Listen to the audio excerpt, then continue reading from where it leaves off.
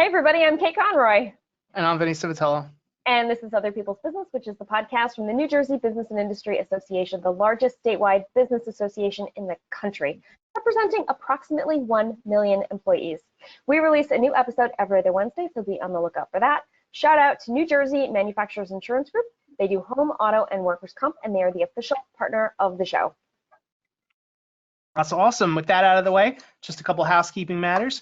This show is available anywhere you can get a podcast. That's iTunes, Google Play, Amazon's TuneIn. We even put these things up on YouTube if you'd rather watch than listen. But no matter how you check this show out, show it some love. Like it, comment. Let us know you're out there and you're enjoying the show. So now, our guest today from Diamond Business Communications is Cora Park. Cora, say hi. Let the audience hear your voice. Hello, how are you? Thank you for inviting me on the show. Thanks for asking. I know. It's great to have you with us. Thanks. Okay, so today's icebreaker is, what are you currently binging? And this can be books, movies, TV, food. I am revisiting an oldie but a goodie, another oldie but a goodie, Lost. I'm starting Lost over from the beginning. I just did what felt like 4-part season 1 finale Exodus. It was just, that finale never ended. I kept waiting. Because it bleeds into the second season, right? Because they kind of revisit it from different characters' perspectives and everything.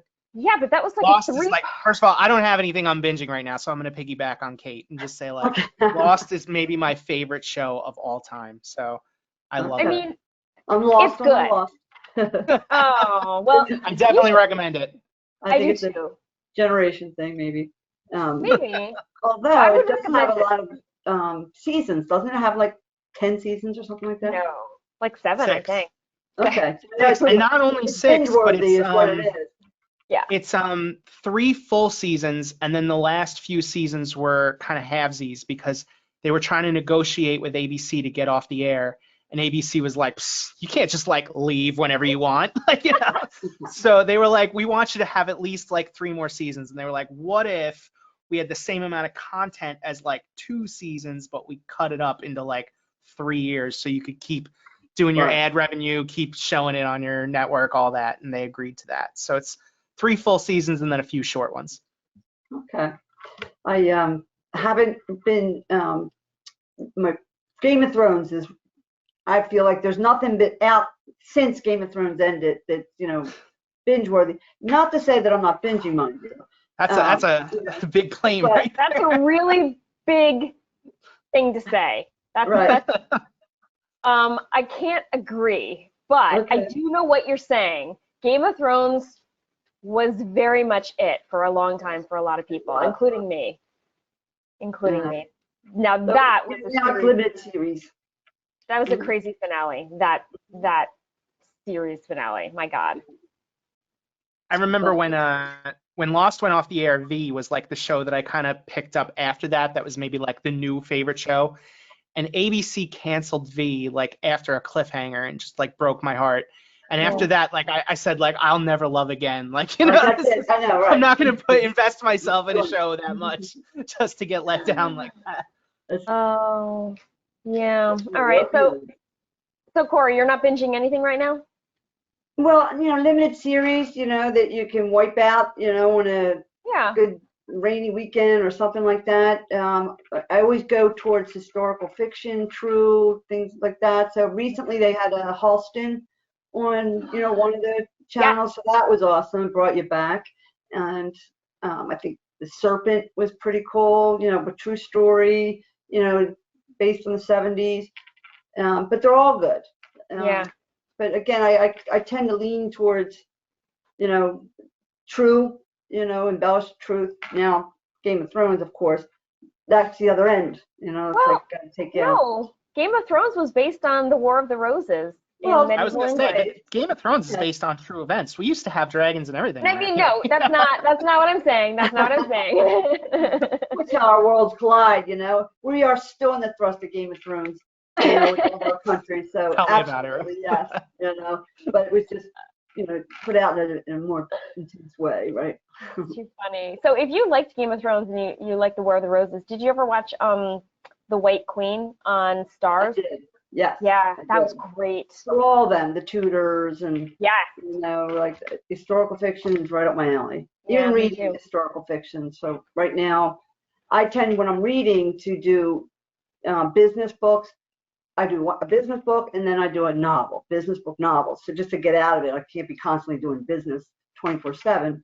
So, but I'm in the series of number 4 of the John Jakes series, The Kent Family. I don't know if you're familiar with John Jakes, but John Jakes is the author of North and South. Yeah. Yes. So it was recommended to me by one of my clients actually, and so yeah, I'm on I just finished 4.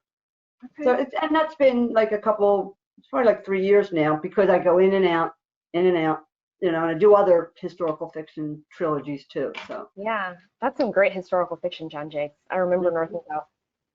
Have you read the Game of Thrones books? I did not. I was going to ask you how they are. I keep meaning to get into them, but they are really long. They are. Yeah. I listened to them. It's when I traveled a lot. Obviously, last year I wasn't traveling so much. The more you travel, you're on airplanes. You read more. You just have there's more downtime to read. So. Yep. But that's just goes to show. It's true. So, Vinny, you're not binging anything right now? No, I mean, my daughter has had like an iron grip over the television, so I've just kind of like grinned and bared it for a while. We've been watching Loki week to week. I think I mentioned that on one of our other last few episodes, and that's going really well. I think it's actually wrapping up pretty soon as of when we're taping this. By the time it's out, it's probably going to be this episode might even air on the season finale. I don't know, but yeah. That's good for me to know because the last time we talked about this on the show, you recommended the Winter Soldier and the Snowman. Yeah. No, the Falcon The and the Winter Soldier and the Snowman. Okay. Falcon and the Winter Soldier. Yeah. Sorry, yeah. And that was great. I enjoyed that. There were some slow parts, but the ending was very satisfying. Yeah. Yeah. All right. So Loki's gonna finish. I got to start that next. Mm-hmm. Speaking of things that I imagine are very satisfying, Cora, why don't you tell me about Diamond Business Communications? Well, sure thing. We are a IT technology company. Our goal is to help businesses by unifying their use of technologies, getting them better skilled with their communication tools so they can communicate with their staff, their internal staff, their external staff, as well as collaborating partners, because it takes a village to get that going, and the better your communication, your technology is. So honestly, from a technology standpoint, what we do is we ensure that employees are productive, right? Their devices are running up to spec, and more importantly, that their data is protected and secure and recoverable from anywhere. I mean, you can't turn the news on right now without cybersecurity smacking in the face day to day. And now, even MSPs, which is managed service provider like myself, are targets. So, just recently, last week, over the weekend, did you hear about the Kaseya cyber attack? The last one I heard about was the print thing, where the print nightmare, and print nightmare. Okay, so laterally, what happened with that is Microsoft unbeknownstly released a patch and left a loophole, and the loophole attacked print spores. So anybody with a shared printer, it would latch on there, and then all of a sudden inflict its malware, and you were done. So I saw that if a hacker or a bad actor, whatever you want to call them, wanted to get into your machine and give themselves admin privileges, they could use that to do that, which is as bad as it gets. Like anyone who can give themselves admin privileges on your computer can do whatever they want. So right now, we immediately sent out an email to everyone saying, if you have a shared printer, disconnect it. I know it's a pain in the butt, but disconnect it until Microsoft doesn't have a fix for it at the moment. So of course they're scrambling and they're getting it done, but that doesn't say it's not out there. And these cyber criminals work 24/7, at their desks, just trying to get into anybody. They know it's out there, so nothing better to do. You know, it's like all hands on Ruin deck. everything for everyone. Microsoft made a mistake. Let's go. True story. I mean, this is a fact. These cyber criminals literally watch vulnerabilities and patch updates. So if they know that there's a vulnerability, they go. Like they're watching that. This is a business. It's it's an organized crime as well. So they take it to heart. They spend a lot of money to get into your data systems. So it truly is. I mean, every day is a battle. You speak of the admin rights. Today, what cyber criminals do, try with all the phishing and spoofing. Security awareness is big at Diamond. What we do is train and educate, because the human firewall, as we like to call it, we like to strengthen. So once they get in, like before, it would be these criminals would just go in, lock you down, and say, haha, I got your information. Now they get in and they lurk, right? So they spend some time and they start laterally going around looking for, like, they might get in through the receptionist or most likely the accounting person, but then they spend time lurking and getting into the systems. So now what they're going to do is maybe knock off your backups and do some damage first, then they're going to attack. Now they're going to say, all right, shut you down. Do you want your data? Because you can't get it. So that's all part of every day is new technology, new cyber techniques and tactics, and so it's a full-time job educating everybody. I was gonna say, this is why we can't have nice things. Yeah, right. That's exactly right.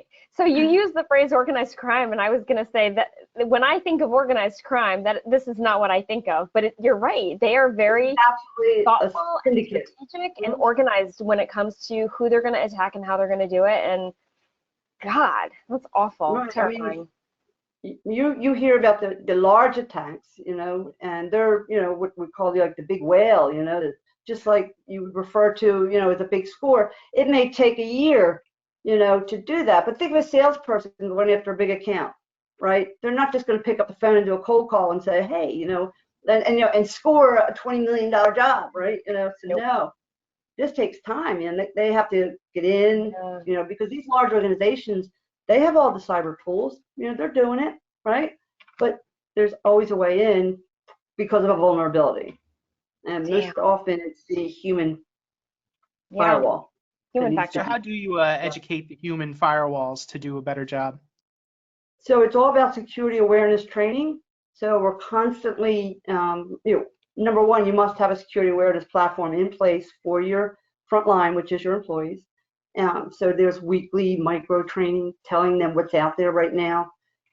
Look out for this, all different kinds of phishing attempts, spoofing, phishing now, because it's not just on your computer, it's anything electronic. You wake up and you're getting attacked all different ways, your phone, your computer, your TVs, everything is electronic. So, it's a lockdown. And if you don't know, you don't know. So training is a must. So what we do is we train by doing that and keeping them in front of ways people are trying to attack them. And it's constant. It's not just one and done, because, I mean, we all know, did you ever try to learn Excel? You walk out of that class, I can do this, right? And you don't, you try to do it 2 months later, and it's like, can't do it. Yeah.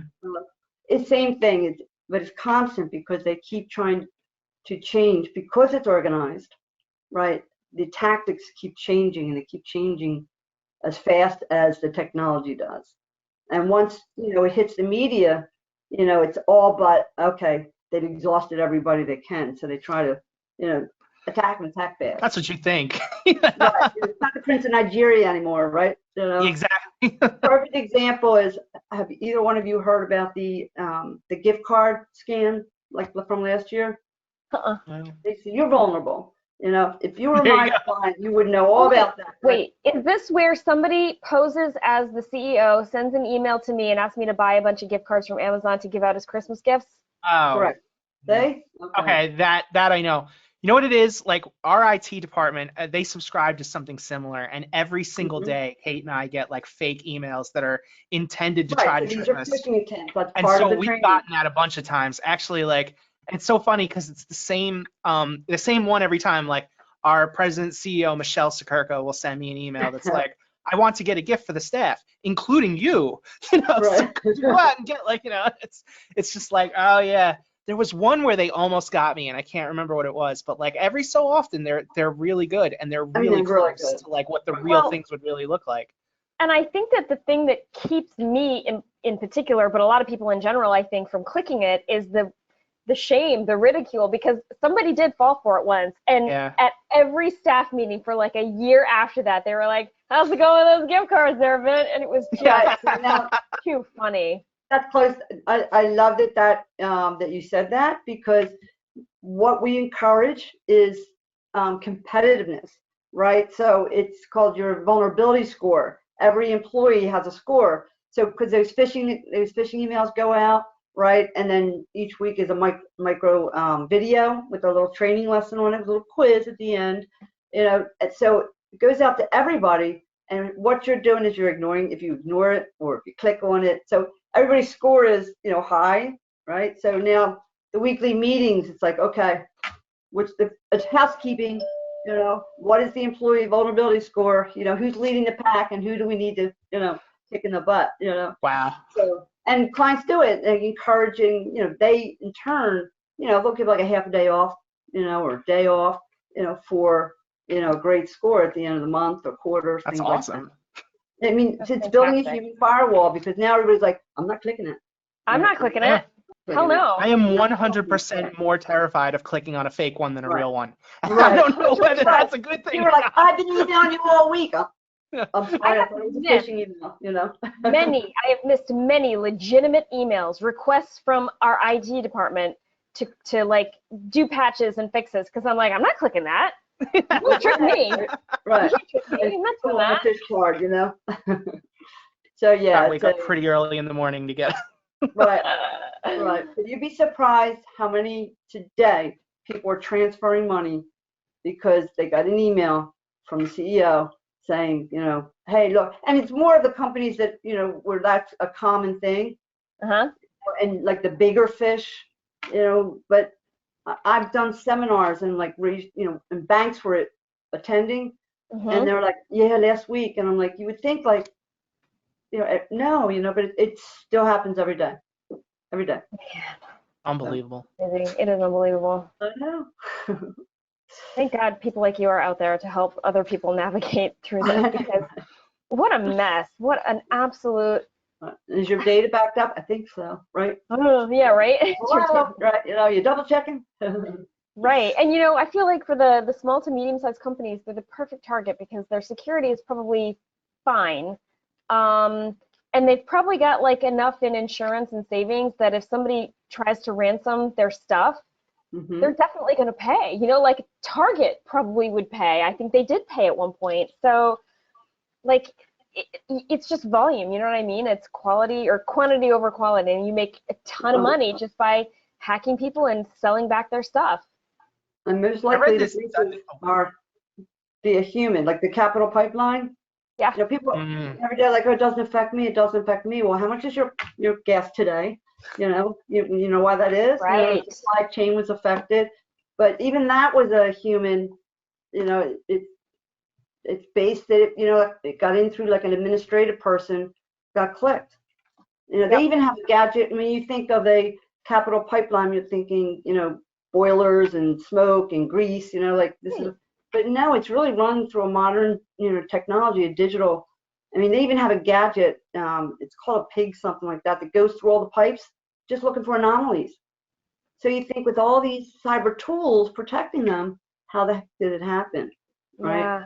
I'll tell you exactly how it happened. Somebody got an email from Michelle Sekurka that said, like, you know, I'm looking to get everybody a gift, including you. Oh my God. Down to the human, you know, that human firewall. That was fascinating. Okay, I think we're going to take a quick break, and then we come back. We're going to play a game called Awful or Awesome. Cool. And we're back, and it is now time to play my favorite game, Awful or Awesome, which today is brought to you by One Team Financial. I'm going to name 3 things, and you have to decide quickly if they're awful or awesome and be prepared to defend your answers. Are you ready? Yes. All right. Frozen yogurt. And yeah, I was just watching The Good Place where Michael described frozen yogurt as, you know, human beings take something really great and they make it a little bit worse in order to have a whole bunch more of it. Ice cream, yeah. Yeah, ice cream. So I love frozen yogurt, but it's not ice cream. Yeah, right. It's not ice cream, Right. and it's also not something that I can eat a whole lot more of because it's not ice cream. I feel like when I hit the toppings bar, it's just a kind of a free-for-all with the, Yeah. you know, I think I was telling Vinny, frosted animal crackers. I don't know why. No other place in my life do I want to eat those, but when they're part of a Froyo toppings bar, just want all of them. You ever consider just getting a plate and then like getting just the toppings, you know, like not actually order any frozen yogurt, but just put like the little Reese's cups down on the plate and be like, I'd like to have this. So in my normal life, I would usually be like, I can't have that. That's just far too many, like, I need to count my calories, I need to be good. But as soon as you add frozen yogurt to the equation, I'm like, all the toppings, all the toppings, it's ridiculous. So I'm going to say awful with the possibility of awesome, and vice versa. Awesome with the possibility of awful. We used to have a frozen yogurt place by us. It was 16 Handles. I'm sure it's a chain. I'm sure it's everywhere, but they closed down recently. Sometime during the pandemic. But before that, I went a couple times. I'm not a big sweets person. I'm more like the pizza potato chips type. But yeah, like it's good-ish, you know? Like I think like Kate, it can very easily escalate where you combine toppings that shouldn't be combined. You know, you're like, oh, this looks great. I love Reese's cups, and oh, I love the little, like, I don't even know what they call them, the little beads of like strawberry juice. You know, like, Now the old war is it Jimmy or Sprinkles? You know, Jimmy's or Sprinkles, right? What part of Jersey do you live in? You know, New Jersey. Exactly. Yeah, I think I'm a Sprinkles person. I'm up north, but I know the Jimmy's are very much a thing. I never even heard of them referred to as Jimmy's until like after college. I think like somebody once was asking this exact question, like Sprinkles or Jimmy's, and I'm like, what's a Jimmy? So, I had never heard of it until or Taylor ham. Oh yeah, Taylor ham is how I know it. Pork roll. I guess pork roll. I don't know. I mean, like that was another one. Not only did I not know that there was a format war between pork roll and Taylor ham, like I grew up not eating either one of those things. Same. So like I'm like, what are pork roll and Taylor ham? Right. You know, Start there, right? I had to go out and get like a sandwich after somebody asked me that question for the first time. Did you immediately regret it? Because I did. I'm not a big fan. Is there a central New Jersey? Right, that's another one. I think there is. I come from Mercer County, so I feel like there is. Yeah. All right, Cora, frozen yogurt, awful or awesome? I would never turn it down. There you go. Well, I mean, if somebody's offering me some, like if somebody's hand is out and they're like, here, have some frozen yogurt. Yeah. I mean, there's some good frozen yogurts out there. I know. I agree. It's that part of the day when you set the cup onto the scale to weigh, because they sell it by weight. Get the little cup, you know?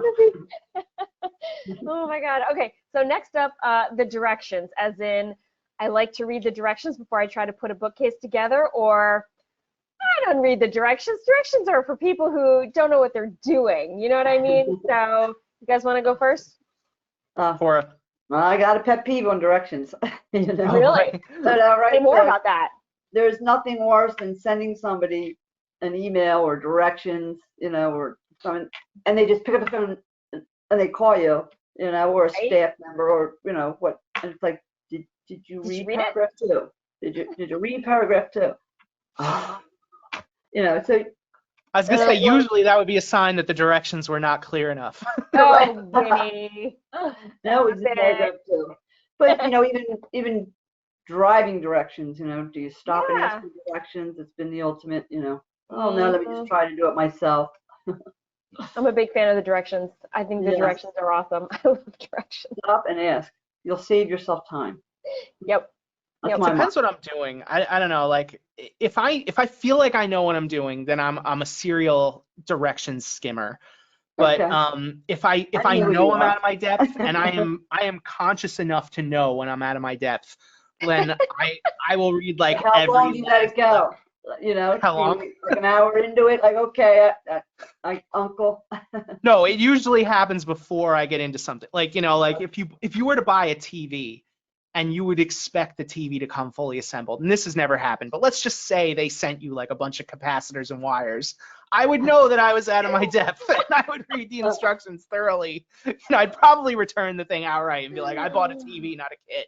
But Oh my yeah, God. like I think a lot of it too is just that like a lot of the directions I read for things are horrible. Like I got a 3D printer and the directions were like, I mean, they were English, but not, you know? So I had to go on YouTube and watch a video, and I knew from the start I was way out of my depth putting this thing together. So it was like, thank God that video was out there.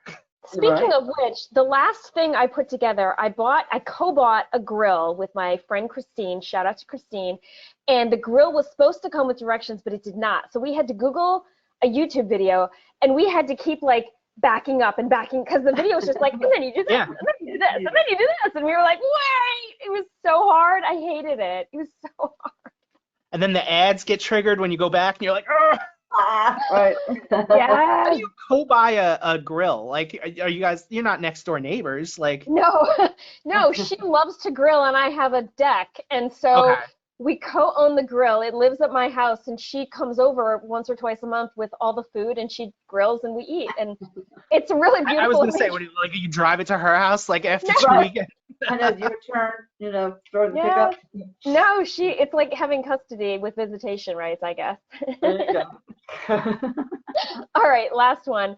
I don't know when exactly this is going to air, but it was just the 4th of July here, and there was a whole bunch of hot dog eating contests in the news. So the last one is hot dog eating contests. And I'm going to say awesome in theory, but awful to be the person doing the eating. I would not want to participate in one. I don't even know how to do it. You don't know how you do it? I don't know how anyone does it. Like if I eat 3 hot dogs, I feel like I regretted my life decisions. You know, like 3 hot dogs, and I'm like, okay, I'm good. You know, like how do you eat 70? You know, that's insane. I know, very much. Yeah. Sorry. So you guys I don't think both I've ever watched one, like really like sat and watched it. I've seen clips, like, you know, you're watching something and they're like, so this weekend was this blah blah blah, and like they show you and you're just like, whoa, okay. Right. Yeah. You gotta turn it off. You gotta look away. They did it on Grey's Anatomy once, I think in season 1, and the winner among the interns who did it took all the hot dogs out of the buns, ate the hot dogs first, and then soaked the buns in water and like mashed them into her mouth, and she won. And I thought, that's ingenious, but cutthroat. Like, what are you doing to your body, man? That's crazy. Right. So Nathan's Hot Dogs has the annual hot dog eating contest, and that's what they do. They mush up because you have to eat the bun and the dog, so they mush it up and they like practically drink the buns, you know. But it sounds awful. You know, it really is. It's kind of awful. All right, I think I'm going to change it to just awful, because it's not awesome in theory. It's awful. Yeah, I don't know. I mean, yeah, no, I can't even. I was gonna try to defend it in a way, you know, like I'm sure, like, you know, people who do it have a lot of fun, but like, no, we shouldn't be encouraging that kind of. I'm sure there's people that watch that like think like they should eat 70 hot dogs, and no. Right. Don't do it. So that's the game, which today was brought to you by One Team Financial. Cora, actually, I was gonna ask a random, like, totally off the cuff question. You know, like we're here in the pandemic and everybody has their little like display. You know, I have like the green screen behind me because there's not one single place in my house that is like worth showing on the screen to anyone. But like, I love this like little display you have here with the plaque with the clouds and are they poinsettias? Like, this is beautiful. I'm just saying. Yeah, it's a nice background. Obviously, the diamond is our logo. You know, so that's our business logo. Inside a cloud, I love it. Right. Cloud technology. So I got it. Yeah. Hey, all right. And the plaques obviously are accolades for awards that Diamond was acknowledged on list.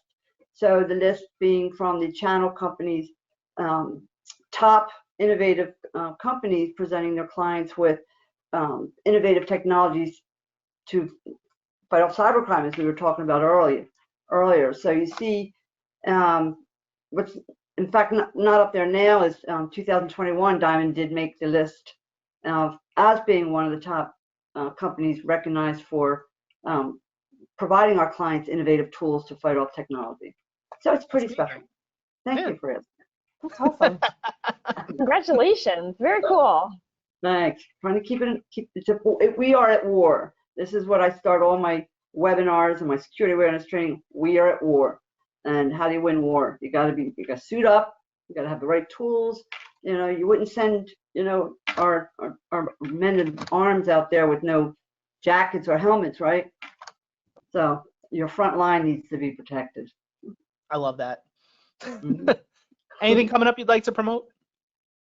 Sure, actually. Diamond Business Communications, myself actually, has just started an initiative with a website, NewJerseyBusinessStars.net.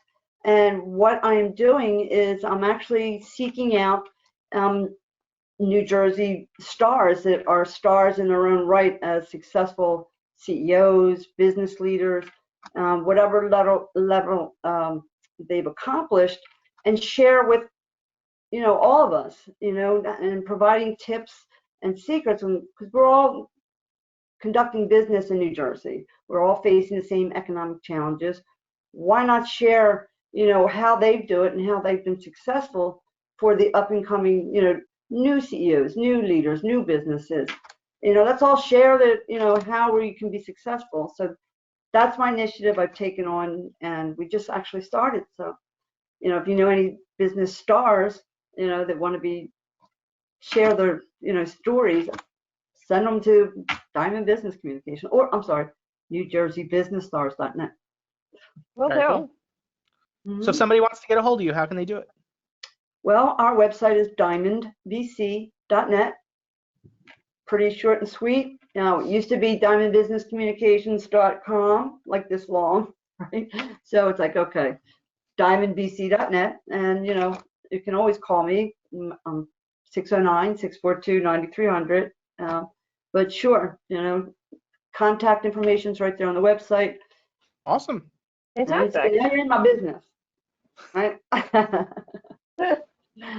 love the platform that you're doing. It's getting to know, you know, just people's business, and it's encouraging. I've been watching a few, and, you know, things I didn't know, so it's pretty cool. That's awesome. Thank you. Thank you so much. I can't wait for yours to go live. I got to get all your social media tags. There you go. Yeah. Sounds like a fan. Nice. All right. I think that is our show. Thank you to our listeners, especially the subscribers. We really appreciate the support. Thank you to New Jersey Manufacturers Insurance Group, the official sponsor of the show. They do home, auto, and workers' comp, so check them out if you need some updated coverage. Finally, thank you to Cora Park of Diamond Business Communications for joining us today. It was so great to hang out with you. Thank you also, Kate. Thank you, Vince. It's been a pleasure. Thank you. We'll see you next time. Bye. All right, bye-bye.